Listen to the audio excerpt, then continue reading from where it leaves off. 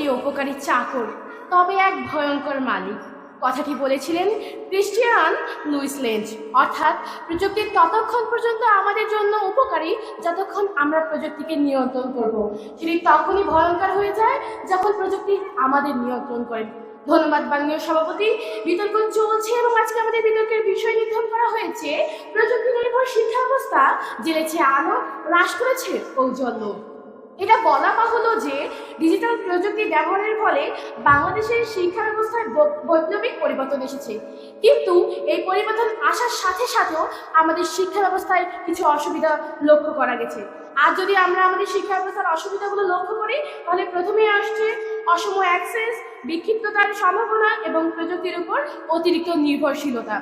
Technology problems and student achievement gaps A validation and extension of the technology maintain contracts নামের একটি গবেষণা প্রকাশিত হয় কমিউনিকেশন রিসার্চ নামক জার্নালে, যেখানে 748 জন শিক্ষার্থীর মধ্যে 20% শিক্ষার্থীর কার্যকর প্রযুক্তিতে অ্যাক্সেস বজায় রাখতে সমস্যা হচ্ছিল। তথ্যসূত্র উইকিপিডিয়া। এছাড়াও মাননীয় সভাপতি, আর যদি আমরা কোনো শিক্ষার্থীকে কোনো তথ্য জানতে চাই তারা সরাসরি চলে যায় গুগল, ইউটিউব কিংবা কোনো সামাজিক যোগাযোগ মাধ্যমে।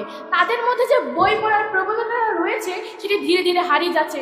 বইয়ের মধ্য থেকে ঢুকে কোনো কিছু খুঁজে বের করার বিষয়টি আজকে আমাদের চোখে পড়ে না এই প্রযুক্তির কারণে। মাননীয় সভাপতি, আমার বিজ্ঞ প্রতিপক্ষ বারবার প্রযুক্তির গুণগান গিয়ে যাচ্ছেন, কিন্তু তারা এটা ভুলে যাচ্ছেন যে আজ যে প্রযুক্তির কারণে আমাদের শিক্ষার্থীর মধ্যে যে মানসিকতা রয়েছে বই পড়া, সেটি ধীরে ধীরে হারিয়ে যাচ্ছে। তাই আমি আমার বিজ্ঞ প্রতিপক্ষকে বলতে চাই, প্রযুক্তির গণ্ডি থেকে বেরিয়ে আসুন, বইয়ের মধ্যে মনোনিবেশ করুন এবং আমাদের সাথে বলে উঠুন প্রযুক্তি নির্ভর শিক্ষা ব্যবস্থা জ্বেলেছে আলো, হ্রাস করেছে ঔজ্জ্বল্য। ধন্যবাদ মাননীয় সভাপতি, ধন্যবাদ সবাইকে।